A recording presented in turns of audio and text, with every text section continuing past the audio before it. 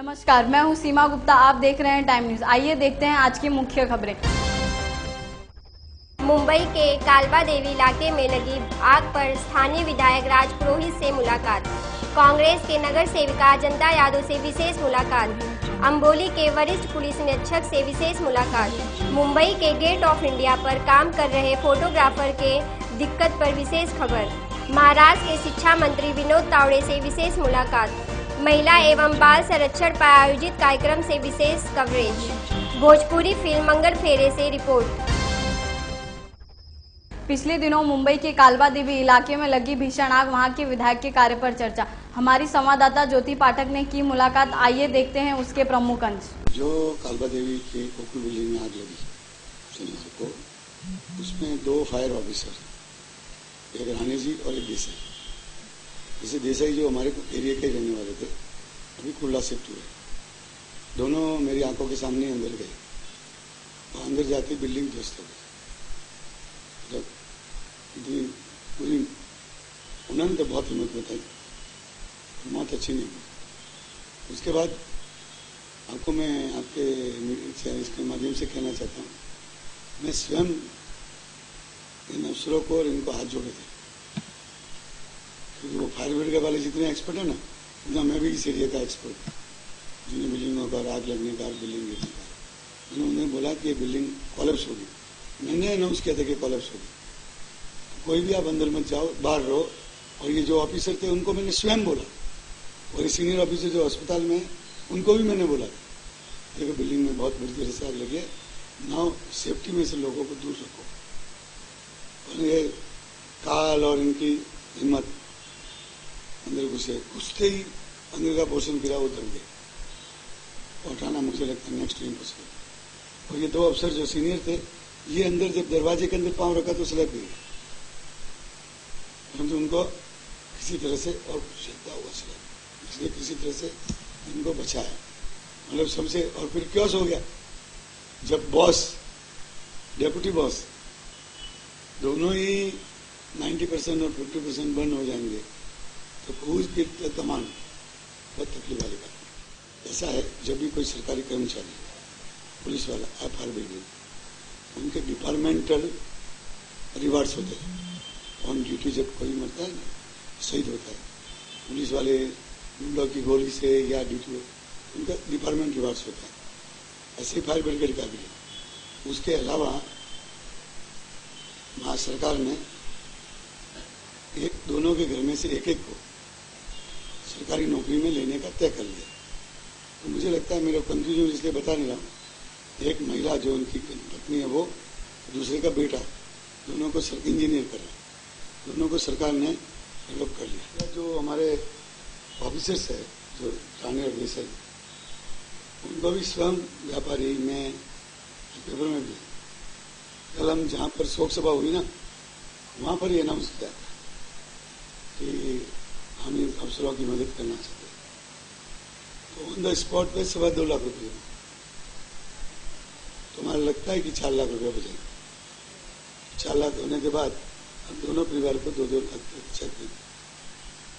बाकी इन संस्थाओं से बातचीत करें, जबकि हम तो पॉलिटिकल पार्टी के नाम पे कुछ कर नहीं रहे, व्यापारी समाज के नाम से। कांग्रेस और एनसीपी ने 1-1 लाख रुपए का चेक दिया था, पेपर में आया है कि उन्होंने लेने से मना कर, क्योंकि देने वाला कौन है वो भी बहुत महत्वपूर्ण है। ऐसा उनकी पूरी परिवार की मदद। उनके पास जो बिल्डिंग है नारायण निवास, उसके भाड़ूतों को, जो रेजिडेंशियल भाड़ूत हैं, उनको तीनों को पोजीशन दे दिया दादर में। बाकी उनका आज इंस्पेक्शन चालू है, काम चालू है। मैं मुंबई के कालवा देवी इलाके में राज पुरोहित के ऑफिस के सामने खड़ी हूँ। यहाँ पे जो इमारत में आग लगी थी, उसमें 2 लोग जो शहीद हो गए थे, उनके परिवारों को मुआवजा देने के लिए राज पुरोहित जी ने सरकार से मांग की है। उन्होंने बताया है कि जब चेक पास हो गया है, अब उनके परिवारों को 2-2 लाख दिया जाएगा। कैमरामैन फैयाज के साथ ज्योति पाठक, मुंबई। मुंबई के कांदिवली इलाके में कांग्रेस पार्टी की नगर सेविका अजंता यादव से हमारे संवाददाता सुरेंद्र यादव ने की मुलाकात। आइए देखते हैं उनकी राय। जैसा कि आप देख सकते हैं, मैं यहाँ फिलहाल इस समय अजंता यादव मैम के यहाँ जो मुंबई महानगर पालिका में कार्य समिति के अध्यक्ष भी हैं, मैं इनसे कुछ दो बातें मैं पूछना चाहता हूँ। म्युनिसिपल महानगर पालिका की नगर सेविका होने के नाते सबसे पहले मेरी जो ड्यूटी रहती है कि मेरे स्लम में और बिल्डिंग में दोनों में रहने वाले जो लोग हैं उनको सुविधा दिया जाए। तो सबसे पहली सुविधा हमको पानी की सबसे पहली महत्व, जैसे मैं स्टेप वाइज बोलूंगी, पानी बहुत महत्वपूर्ण रहता है। उसके बाद आपका रोड्स रहते हैं, उसके बाद आपके गटर रहते हैं, उसके बाद आपका सिवर लाइन रहता है, टॉयलेट, सैनिटेशन रहता है। तो ये मिनिमम हम फैसिलिटी हमारे लोगों को देना चाहते हैं। और नगर सेविका जब चुना जाता है तो लोग आपसे अपेक्षा करते हैं, और ये अपेक्षा पे आप कितने खरे उतरते हो वो आपका देह रहना चाहिए। मैं एक डॉक्टर हूँ पेशे से, इसलिए मैंने पॉलिटिशियन के जैसा कभी काम नहीं किया। मैंने हमेशा एक नागरिक की तरह काम किया। एक नगर सेविका होने के नाते मैंने उनको ज्यादा महत्व दिया। और आज आप देख रहे हो कि हमारे विभाग में हमने बहुत डेवलपमेंट किया। महेंद्र येलो गेट जो ब्रिज है आप देख रहे हो हमारे इलाके में, 10 मिनट के बारिश से पूरा हनुमान नगर स्लम एरिया डूब जाता था, लोगों को नुकसान होता था। बाढ़ में भी काफी लोगों की मृत्यु हो गई, लेकिन 2009 के बाद हमने वो काम लिया और 2013 में कंप्लीट कर दिया। आपके सामने वो वाइडनिंग भी होगी, बॉटलनेक भी कम हो गया और ऊंचा भी हो गया। दूसरी, हमने हर स्लम में हमने रोड्स बनाए, वडारपड़ा 1, 2 और हनुमान नगर। अभी आप देख रहे हो लोखंडवाला टाउनशिप 20-25 साल से कभी यहाँ रोड्स नहीं बने, लेकिन इस वक्त सीमेंट कंक्रीट रोड में 120 फीट, लोखंडवाला 60 फीट रोड, और जो सर्कल में पानी डूब जाता था आज वो भी बन गया। हमारे इलाके में गार्डन्स की कभी डेवलपमेंट नहीं हुई। हमारे मिडिल क्लास फैमिलियों को कहीं जाने के लिए, बैठने के लिए गार्डन की बहुत जरूरत है, और हमारे यहाँ निःशुल्क सेवा, मतलब फ्री में हम उनको एंट्री देते हैं। ऐसे म्युनिसिपल कॉर्पोरेशन के अनेक गार्डन है, लेकिन 2500 साल कभी वो डेवलप नहीं हुए। मैंने आने के बाद मैंने फाउंटेन हाइट्स के पीछे फॉरेस्ट थीम लेके गार्डन डेवलप किया, ग्रीन मेडोज के पीछे विलेज थीम लेके डेवलप किया, अभी भी डेवलपमेंट चालू है। और इसी तरह गार्डन्स का हमने डेवलपमेंट किया। पानी की जहाँ जहाँ बंचेस ऑफ कनेक्शन है, गंदगी, कंटामिनेशन जो बोलते हैं ना, गंदा पानी होता है, उसकी वजह से नागरिकों की बहुत तकलीफ थी। हनुमान नगर में महेंद्र येलो गेट से राइट साइड में, वहां पे मैंने हर गली में 2-2 इंच की लाइन दी, मैंने बंचेस को निकाला। ये बहुत बड़ी उपलब्धि दी। वैसे ही मेरा एक इलाका बालाजी इंडस्ट्रियल एस्टेट हनुमान नगर में आता है, जिसमें लाइट नहीं थी कई साल, तो मैंने वहां लाइट लाने का काम किया, रोड और गटर। दूसरा, मैंने हमारे सिंह स्टेट, जो एक और मेरा इलाका है, दामूनगर और सिंह स्टेट, ये भी मेरा इलाका है। सिंह स्टेट में कम से कम 40 साल तक लोग रहते थे, लेकिन उनके पास ना लाइट की सुविधा थी, ना रोड की सुविधा थी, ना गटर की सुविधा थी। मैम, ऐसा है कि आप जैसे भी आप एक महिला होने के नाते आप महिला सशक्तिकरण पे आप क्या मतलब इसके ऊपर योजना बना? मैं एक महिला होने के नाते उत्तर मुंबई की महिला अध्यक्ष भी रह चुकी हूँ, और महिलाओं से मुझे बहुत प्रेम है, और महिलाओं ने मुझे बहुत सपोर्ट किया। मेरा ये सौभाग्य रहा कि महिलाओं ने हमेशा मुझे प्यार, प्रेम और आशीर्वाद दिया, इसलिए दोबारा चुन के आई। महिलाओं को ज्यादातर मैं इस तरीके से सशक्त बनाना चाहती हूँ कि वो इंडिपेंडेंटली अपना घर चलाए। हाउस वाइफ जो रहती हूँ अक्सर अपने फैमिली में डिपेंडेंट रहती है, लेकिन मेरे महिलाओं को इस तरह का हम कोई भी कमर्शियल बिजनेस देना चाहते हैं कि जिससे वो अपना उद्योग चला सके। कम से कम बचत गट के द्वारा, बचत गट में हमने काफी स्कीम्स में इनको लोन भी दिलवाए, हमने इनको ट्रेनिंग भी दिलवाई कि आप किस तरीके से केक्स बना सकते हो, बेकरी के क्लासेस उनको सिखाए, काफी कुछ ट्रेनिंग में भी दिया। तो बचत गट के द्वारा योजनाएं जो होती हैं, जैसे स्वच्छता मुंबई प्रबोधन योजना, दत्तक वस्ती योजना, इसमें भी हम अपनी महिलाओं को वो स्कीम देना चाहते हैं, और दे भी रहे हैं कि वो किस तरीके से इलाके की साफ सफाई करे और म्युनिसिपल कॉर्पोरेशन से उनको कुछ बेनिफिट मिले। मैम, ऐसा है कि अभी जैसे सत्ता पक्ष में जो भी पार्टियां हैं, राजनीतिक पार्टियां हैं, लेकिन क्या आप उसको उस पार्टियों की तरफ से कोई सहयोग मतलब मिलता है, या फिर आपने कभी उनसे सहयोग मांगा है? नहीं, पहले तो सहयोग कभी मिलता नहीं है। आपने अभी भी देखा, हम 6 नगर सेविका, उसमें से मैं भी एक थी जिसको सस्पेंड किया गया था, और इसके लिए सस्पेंड किया था कि हमने अपने लोगों की आवाज उठाई थी। ऑपोजिशन आवाज नहीं उठाएगा तो ऑपोजिशन का मतलब ही क्या है?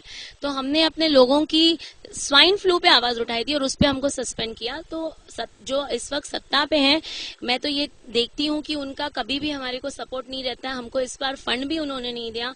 हमारे विकास निधि का जो फंड रहता है उसमें भी उन्होंने हमको, अपने लोगों को जहाँ स्लम नहीं है तो भी 60 लाख 70 लाख 1 कोटी 5 कोटी ऐसा फंसे साहब ने अपने वार्ड में लिया, जबकि उनका स्लम बिल्कुल नहीं है, लेकिन स्लम का फंड उन्होंने यूज किया। एक एग्जाम्पल है।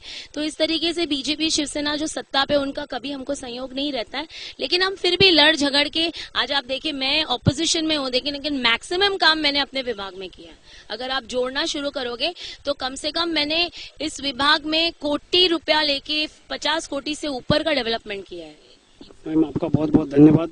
आप हमारे टाइम न्यूज के जो चैनल के हैं, इसमें आप ये हमारे कार्यकाल 1 साल के पूर्व, आप इसके बारे में, हार्दिक शुभेच्छा के बारे में क्या कहना चाहेंगे?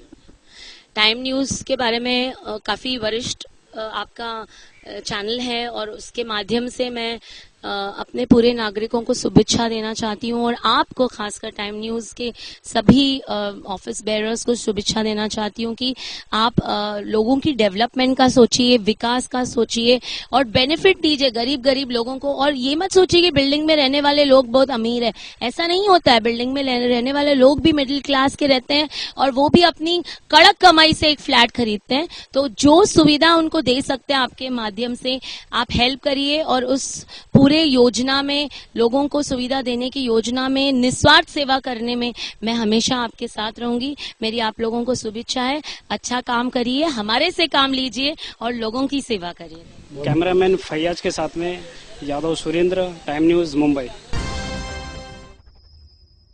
मुंबई के गेट ऑफ इंडिया पर काम कर रहे फोटोग्राफरों को किन किन मुश्किलों का सामना करना पड़ता है, टाइम न्यूज की खास खबर। इंडिया भारत का प्रवेश द्वार कहा जाता है। मुंबई का दिल, एक ऐसा स्थान जहां ऐश्वर्य और वैभव का अनोखा संगम देखने को मिलता है। इस स्थान को देखने लाखों पर्यटक देश विदेश से आते हैं, और उनकी यात्रा को यादगार बनाने का सबसे अहम किरदार कौन निभाता है, क्या आप बता सकते हैं? जी हाँ, यहाँ के फोटोग्राफर। तिनका कमा और उसे बचाकर भले वो बड़ी खुशियाँ हासिल नहीं कर पाते, परंतु सैलानियों के यादगार लम्हे को जीवित बनाने में कोई कसर नहीं छोड़ते। लेकिन दूसरों को खुशियाँ देकर अपनी आजीविका चलाने वाले गोर गरीब फोटोग्राफर की काढ़ी कमाई पर असामाजिक तत्व गिद्ध की तरह नजर गड़ाए हुए झपट लेते हैं। इस काम में उनकी मदद पुलिस भी करती है। क्या आपको विश्वास होगा, लेकिन हाँ, यह कड़वा सच है। गौर गंभीरों की गाढ़ी कमाई खाने वाले और उसे बढ़ावा देने वालों पर मुंबई पुलिस प्रमुख राकेश मारिया ध्यान देंगे, यह प्रमुख प्रश्न है। क्या काम करते हैं तो आपको कुछ प्रॉब्लम होती है यहाँ पे? प्रॉब्लम तो बहुत होती है। क्या प्रॉब्लम होती है आपको? अरे वही भाग दौड़ बहुत होता है, पुलिस दौड़ाता है, कभी चार्ज लगता है। मतलब क्या, क्यों दौड़ाते हैं? अभी जब धाड़ पड़ती है तो भागना ही पड़ता है, सबको दौड़ाते हैं वो लोग। वो पकड़ेंगे तो 1200 का चार्ज मारते हैं। मैडम ऐसा है कि मतलब पहले तो फोटोग्राफी का बहुत अच्छा सिस्टम था, जब निगेटिव वाला कैमरा चलता था। अभी डिजिटल की वजह से क्या हुआ, मोबाइल के अंदर जो लोग पब्लिक फोटो निकालने लगे, मोबाइल के अंदर अच्छा फोटो आने लगा, तो हम लोग का थोड़ा सा धंधा मर गया है। तो इससे भी ऐसा है कि अब भी भगवान की कृपा से हम लोगों का चल जाता है, क्योंकि इधर पर्यटक आते हैं, सैलानी आते हैं, और हम लोग के पास बड़े शौक से फोटो खिंचाते हैं। हम लोग भी उन लोगों को मतलब बहुत अच्छे से उन लोगों का मतलब सत्कार भी ये करते हैं, और उनको संभव मतलब उन लोगों की सिक्योरिटी भी करते हैं। हम लोग जैसे हमारे रहते हुए यहाँ पे कोई पॉकेट नहीं मार सकता है, कोई लड़की को छेड़ नहीं सकता है ऐसे, और कोई इधर कभी कभी सुसाइड करने के लिए कोई आता है तो हम लोग उधर बचा लेते हैं लोगों को जम मार के। तो ऐसा मतलब बहुत सी बातें हैं, हम लोग के रहते हुए ऐसा कोई गलत काम नहीं होता है यहाँ पे। आप देख सकते हैं कैमरामैन की आईडी जो 5 साल से बन गई है, आईडी इनको प्रूफ है इनके पास, लेकिन तो भी अपना काम अच्छे से नहीं कर पाते क्योंकि इनको प्रशासन से कुछ प्रॉब्लम है। पूरे हिंदुस्तान में आप भी जानते हैं कि सरकारी कर्मचारी में लेटर लिख के दिया हूँ, 130 करोड़ भारतीय संख्या है, जिसमें 50 करोड़ लोग काम करते हैं, 30 करोड़ लोग छोटा मोटा व्यापार करते हैं। इनका 200 करोड़ रुपया पर डे इन सरकारी खजाने में जाता है, सरकारी जेब में जाता है। मैंने पत्र दिया है, मुख्यमंत्री को दिया है, सभी दिया है। आप यहाँ पे पूरे दिन खड़े रहते हैं, पूरी मेहनत करते हैं। और पहली बात, जो हमारे प्रधानमंत्री हैं, देश की गरीबी दूर करना चाहते हैं, बाहर विदेश की टेक्नोलॉजी हमारे हिंदुस्तान में लेके आना चाहते हैं। मैं उनसे अनुरोध करूंगा कि विदेश से मिट्टी लेके हमारे हिंदुस्तान में आए, और जो पथरीली जमीन है वहां पर खेती कराएं, वहां भी लोगों को काम मिलेगा। अगर विदेशी फैक्ट्रियां यहाँ आती, क्या बनाएंगी आप? कोलगेट, साबुन, ब्रश, इससे हिंदुस्तान का पेट भरेगा? हमारे देश में इतना बड़ा घोटाला ये लोग कर रहे हैं। गरीब कोई हमारे हिंदुस्तान में नहीं है। मैंने यहाँ तक पत्र लिखा है, अगर ये देश को गरीबों से नफरत है तो गरीबिस्तान और हिंदुस्तान कर दें। और गरीबिस्तान को खेती दे दें और इनको बड़े लोगों को मुंबई, कलकत्ता, दिल्ली शहर, बड़े बड़े शहर दे दें। अगर इनको आज तक 67 साल हो गया गरीबी दूर नहीं कर पाए। ये लोग गरीबों को गरीब करते हैं, मेहनत करने वाले को मारते हैं, समझे। एक चना वाला या कोई बेचने वाला, ये सरकार उनको लाइसेंस, मोबाइल लाइसेंस नहीं देती। मैंने बात किया वार्ड ऑफिसर से, बोला कि विधान है हम आपको मोबाइल लाइसेंस दे सकते हैं। क्या है हमारे पास लाइसेंस? है इधर आ, लाइसेंस है क्या? नहीं। चलो 1200 चार्ज भरो।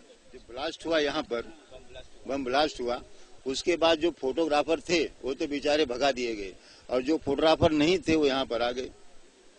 अभी क्या हुआ, यहाँ पर 350-400 फोटोग्राफर हैं। अभी आप समझिए कि डिजिटल जब से आया है तब से प्रिंट तो मिल रहा है, लेकिन 60% फोटोग्राफी हमारा खत्म हो चुका है मोबाइल को वजह से। अभी हमारा बिजनेस एकदम खत्म हो चुका है। अभी ये सब जाने के प्लान में एक जाने प्लान, चलो दूसरा कोई बिजनेस ढूंढो, तीसरा बिजनेस ढूंढो, इसमें सब लगे हुए हैं। हमें रक्षा कवच के लिए कुछ नहीं मिली, कॉटन की जैकेट मिली थी, वो भी उनके प्रचार के लिए मिली थी। उस पर उनका एड लगा था, कंपनी का नाम था, और सुरक्षा कवच के लिए कुछ नहीं मिला। जैकेट को मतलब क्या था जैकेट देने का? उनका क्या मतलब ये था कि फोटोग्राफर की जैकेट आप पहनेंगे जिसको आपको फोटोग्राफर लोग समझे, फोटोग्राफर की पहचान एक जैकेट पहनना, उस प्रकार से जैकेट दिया था। बाकी सुरक्षा कोच के लिए कुछ नहीं दिया था। सुरक्षा कोच तो हम लोग खुद ही, यहाँ पर कोई प्रॉब्लम हो जाता, कोई बैग रख देता है, हम लोग तुरंत उसका निरीक्षण करते हैं। और हम लोग इतना नॉलेज, अगर आपका बच्चा खो गया तो हम लोग तुरंत बताएंगे इस आदमी बच्चा है, क्योंकि बौखलाया रहता है वो, उसको तुरंत पहचानते हैं हम लोग। यहाँ पे ना कोई पॉकेट मार सकता है, ना कोई लेडीज को छेड़ सकता है, ना कोई इधर अपने आके खुद आत्महत्या कर सकता है। अगर आत्महत्या करने भी जाएंगे ना तो हमारे फोटोग्राफर ऐसे है कि वो जम मार के ना उसको बचा लेते, और पुलिस ने उनको सर्टिफिकेट भी दिया है उस चीज का। लेकिन फिर भी प्रशासन की तरफ से हम यही आशा करेंगे कि हम लोगों के लिए कुछ हो जाए। हम लोग बहुत सालों से, मुझे 22 साल हो गया इधर काम करते करते, अभी मेरा बाल पकने आया है, मैं बुढ़ा होने के लिए आया हूँ, अभी मेरा धीरे धीरे उम्र खत्म हो जाएगा। तो ऐसे हमारे भी नौजवान लोग हैं, हमारे वरिष्ठ है, ये ऐसे है, तो इनके भी अभी देखो उम्र खत्म होते जा रही है। तो प्रशासन की तरफ से हम लोगों को कुछ होना चाहिए। फोटोग्राफी करके क्या आप अपने घर को अच्छी खुशी दे पाते, जितना चाहिए उनको आप पूरी कर पाते, उनकी चाहत? कुछ महीने में करते हैं, कुछ महीने में नहीं कर पाते। जितना मेहनत जितना करते हैं उतनी खुशी दे पाते हैं, और जितना मेहनत कम हो जाती है तो उतनी। कैमरामैन फैयाज के साथ शालिनी सिंह, टाइम न्यूज मुंबई। मुंबई के अंबोली पुलिस स्टेशन के वरिष्ठ पुलिस निरीक्षक रमेश खड़तरे से हमारे संवाददाता शालिनी सिंह ने की मुलाकात। आइए देखते हैं उनकी राय। जब से इस पद को संभाला, यहाँ पे रह के इस पद पर आपको किन किन चुनौतियों का सामना करना पड़ा? देखिए, चुनौतियां तो बहुत सारी है।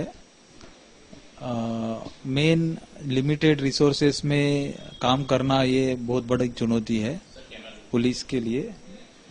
तो लिमिटेड रिसोर्सेस है, मैन पावर लिमिटेड है, और उसमें स्ट्रीट क्राइम को कंट्रोल करना, लोगों का विश्वास जीतना, ये मेन हमारे चुनौती थी।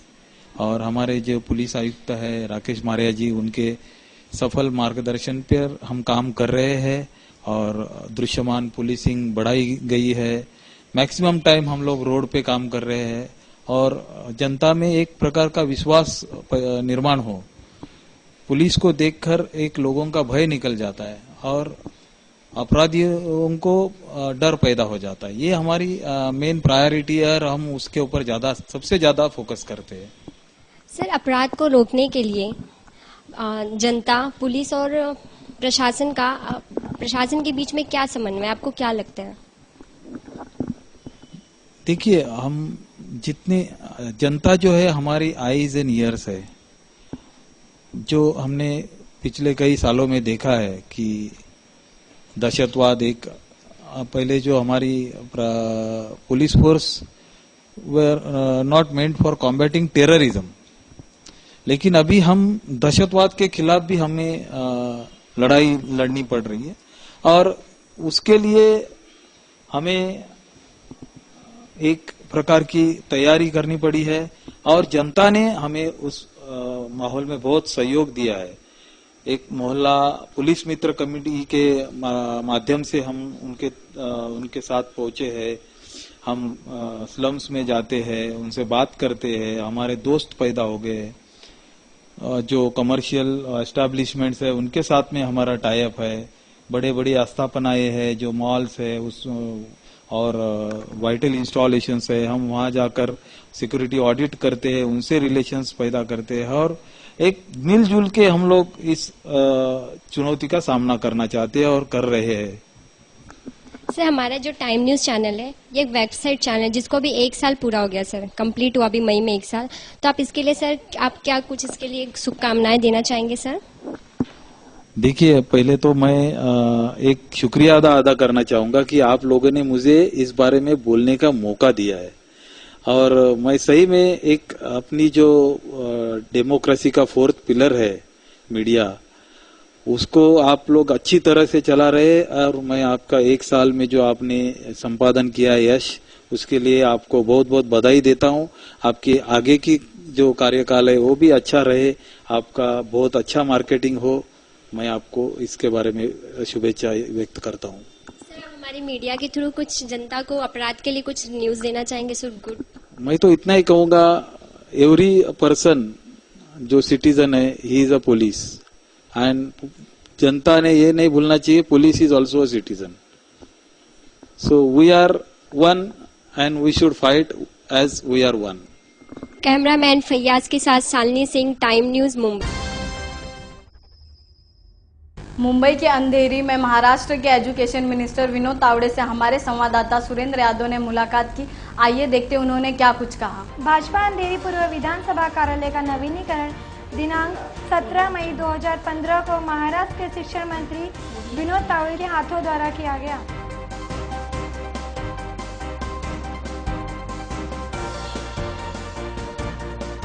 एक अद्ययावत कार्यालय सुनील यादव जी है, अशोक पांडे जी और उनके सभी सहयोगियों ने यहाँ शुरू किया है। मैं मानता हूँ कि ये कार्यालय सरकार की योजना जनता तक पहुँचाने के लिए और जनता को सरकार के लाभ मिलाने में सहायता करने के लिए बहुत आने वाले दिनों में उपयोगी होगा। और इस कार्यालय का आज एक नूतनीकरण का उद्घाटन आज मैंने किया है और सत्ता पक्ष के नाते जनता के कामों को यहाँ से करने का एक मौका हम सबको प्राप्त होगा। शिक्षा के लिए हमने कई नई योजनाएं लाई है, जहाँ एक भी बच्चा स्कूल के बाहर ना रहे। शिक्षा का कहीं ना कहीं साल में 3 बार टेस्ट करके वहाँ की डेवलपमेंट कितनी है और आगे और क्या करना है इसकी भी जानकारी ली जाएगी। स्कॉलरशिप्स के बारे में हमने कई निर्णय लिए। ऐसे काफी सारे निर्णय आने वाले दिनों में शिक्षा के बारे में दिखेंगे। आज लगभग 1 साल मोदी जी की सरकार को पूरा हो रहा है। कई बातें हमने कही थी, उसमें से अच्छी बातें शुरू भी की है और आने वाले दिनों में महाराष्ट्र सरकार एक अगले 5 महीने में साल पूरा करेगा तो आपको दिखेंगे कि बढ़िया काम जनता के लिए सरकार ने किया है। हमारे चैनल के 1 साल आज पूरा होने जा रहा है, उसके बारे में कुछ आप शुभेच्छा के बारे में कुछ आप कहेंगे? देखिए, 1 साल में तो हमने मोदी जी के नेतृत्व में 365 दिन में आपने देखा होगा, ये पहला देश का प्रधानमंत्री है कि जिन्होंने 1 घंटे भी छुट्टी नहीं लिया है 365 दिन में। ईमानदारी का पूरा कहर कर दिया है। पूरे मंत्रिमंडल में एक भी मंत्री के ऊपर किसी करप्शन का आरोप नहीं है। जनधन योजना से लेकर जितनी योजना LIC की नई योजना होगी, सारे योजना के अंदर ईमानदारी झलकती है। 65 साल में जो देश का सत्यानाश हुआ है वो 12 महीने के अंदर अगर कोई बोलेगा कि जादू की कांडी घुमाकर पूरे देश को एकदम वैभवशाली बना दो तो होने वाला नहीं है। लेकिन मुझे मोदी जी के ऊपर और भारतीय जनता पार्टी की सरकार पर हमारे जैसे कार्यकर्ताओं का और जनता का पूरा विश्वास है कि पूरे साधारणतः 1 साल के अंदर मोदी जी ने 17 देशों का भ्रमण किया और हजारों करोड़ लाखों करोड़ का निवेश इस हिंदुस्तान में लाने का ईमानदारी से प्रयास किया है। एक भी दिन उन्होंने छुट्टी नहीं मनाई है। इसका सबसे बड़ा कारण है कि उनको जो लोगों ने चुन के दिया है वो देश के प्रति ईमानदारी उनकी और देश को एक वैभवशाली राष्ट्र बनाने का सपना ये उनका जो है वो पूरा होगा। लास्ट प्रश्न है कि आप हमारे चैनल के माध्यम से यहाँ की जनता को क्या संदेश देना चाहेंगे? मैं जनता को यही संदेश दूंगा कि पिछले 7 महीने पहले विधानसभा का चुनाव हुआ था, जिसमें थोड़े वोटों से यहाँ पर मैं चुनाव जीतते जीतते रह गया, लेकिन हार या जीत में बहुत बड़ा मायना न रखते हुए सेवा का माध्यम हमने दूसरे दिन से ही चालू कर दिया था और आने वाले दिनों में भी इस अंधेरी में भारतीय जनता पार्टी के प्रति और विश्वास लोगों का बढ़ेगा। क्योंकि आपको खुशी के साथ बताता हूं, मुझे 47,338 वोट मिले थे, लेकिन आज इस अंधेरी विधानसभा क्षेत्र में भारतीय जनता पार्टी के 80,000 सदस्य बने हैं। इसकी बहुत बड़ी खुशी है और मुझे नहीं लगता है कि किसी भी राजनीतिक दल का अंधेरी ईस्ट में 80,000 सदस्य होंगे। सुनील यादव जी के द्वारा आज ये पूजा, इनकी निगरानी में पूजा अर्चना का कार्यक्रम किया गया है। और इनसे हमने यही चैनल के प्रति यही इनसे पूछा गया कि भाई आप मतलब आगे की जनता के बारे में क्या संदेश देना चाहिए। इनका यही कहना है कि जो भी हो, आज जो भारतीय जनता पार्टी द्वारा इनको जो भी विकास के मुद्दे लिए गए हैं, बीजेपी के भारतीय जनता पार्टी के द्वारा लगभग 1 साल के कार्यकाल में मतलब सारा पूर्ण कर लिया गया है। कैमरामैन फयाज के साथ मैं सुरेंद्र यादव, टाइम न्यूज, मुंबई। मुंबई के वडाला में महिला और बाल संरक्षण पर कार्यक्रम आयोजित किया गया, जिसमें डीसीपी दुधे, शिवसेना की नेत्री नीलम गोरे जी उपस्थित थी, जिन्होंने महिलाओं और बाल संरक्षण पर अपनी राय रखी। महिला व बाल संरक्षण बच्चों के साथ हो रहे लैंगिक शोषण, उनके प्रति जागरूकता। लैंगिक शोषण करने वाले अधिकतर 90 से 92% हमारे जाने माने लोग ही होते हैं। डीसीपी दुधे ने महिलाओं एवं बच्चों के साथ हो रहे अत्याचार, उनके प्रति जागरूकता पर अपनी राय दी है। जो हमारे एरिया में जो वारदातें हो रही है, ये वारदातें ना हो, छोटे बच्चे के ऊपर जो अत्याचार हो रहा है वो ना हो, और जहाँ पे अगर ऐसी घटना हो रही है तो तुरंत पुलिस स्टेशन को मालूमात मिले, इन्फॉर्मेशन मिले, जानकारी मिले। इसलिए हमने एरिया में से जो हमारे बहनें हैं उनके माध्यम से हमने कुछ कमिटीज स्थापन की है, ताकि यहाँ पे जो भी उनके घर के बाजू में जो भी घटनाएं हो रही है तो तुरंत हमने हमारे सब फ़ोन नंबर सबको दिए हैं, तुरंत हमको इन्फॉर्मेशन वो दे सकती है, ताकि आगे की जो घटना है वो ना हो। इसलिए सब एरिया में हमने कमेटी स्थापन की है। संस्कार घर से ही शुरू होता है, तो मैं सबसे ये कहना चाहूँगा कि अपने बच्चे के ऊपर, कितना भी छोटा बच्चा हो बड़ा हो, हर बार उसके ऊपर अच्छा संस्कार हो, अच्छी शिक्षा उसको मिले, ताकि समाज में जो अच्छा है और बुरा है वो समझने की समझ उसको हो। इसलिए हर घर में अच्छा संस्कार किया जाए, ये ऐसे मेरा कहना है। हम अपने एरिया में मीटिंग्स ले रहे हैं। हमने इसके पहले एंटॉप हिल में 10 और वडाल टीटी में 10 मीटिंग्स हमने उनके एरिया में मीटिंग्स हमने लिए हैं। पुलिस के बारे में जो समझ है, गैर समझ है, वो ना हो, पुलिस के प्रति जो डर की भावना है वो कम हो।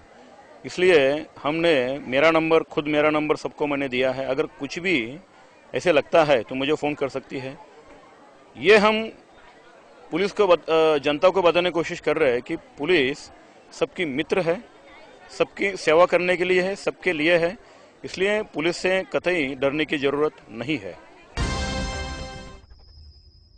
मुंबई में भोजपुरी फिल्म मंगल फेरा का प्रीमियर आयोजित किया गया, जिसमें फिल्म जगत की प्रमुख हस्तियां उपस्थित थी। आइए देखते हैं उसके प्रमुख अंश।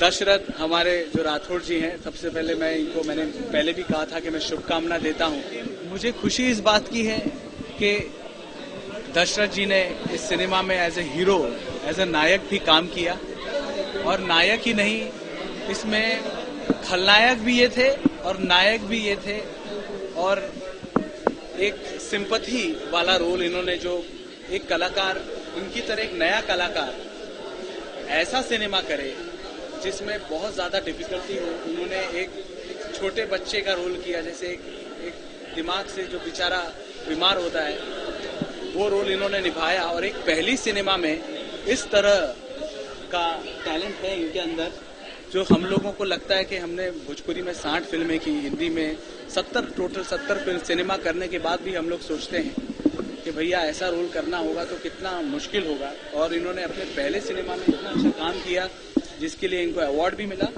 मैं इन्हें बधाई देता हूँ, हमारे डायरेक्टर साहब को बधाई देता हूँ, और यही मैं भगवान से यही मांगता हूँ कि हमारा गायत्री प्रोडक्शन जो है, हमारे दशरथ जी का प्रोडक्शन फले फूले, भगवान इन्हें साहस दे, लोगों का सपोर्ट मिले कि ये आगे और सिनेमा बनाए। मेरी शुभकामना। हम लोग बड़े बड़े स्टार का पिक्चर देखते हैं, जैसे साउथ का आपने मूवी देखा होगा अपरिचित, बराबर, उसमें भी जैसे विक्रम को कठिनाई पड़ी थी, ऐसे मुझे भी कठिनाई, मुझे एकदम हैंडीकैप से डायरेक्ट एक डम कैरेक्टर से एकदम वो कैरेक्टर में जाने के लिए मुझे भी बहुत तकलीफें होती थी। मेरा ये पहला पिक्चर है, तो जाहिर है कि कुछ मिस्टेक भी रही होगी, कुछ कुटिया भी रही होगी, but as a theatre artist मैंने मेरी तरह से जो भी बेस्ट ट्राई था वो मैंने ट्राई किया है और करता रहूंगा। एक आर्टिस्ट वही होता है कि अपने कैरेक्टर को छुपा के एक नया कैरेक्टर प्रेजेंट करे, वही एक्टिंग की डेफिनेशन।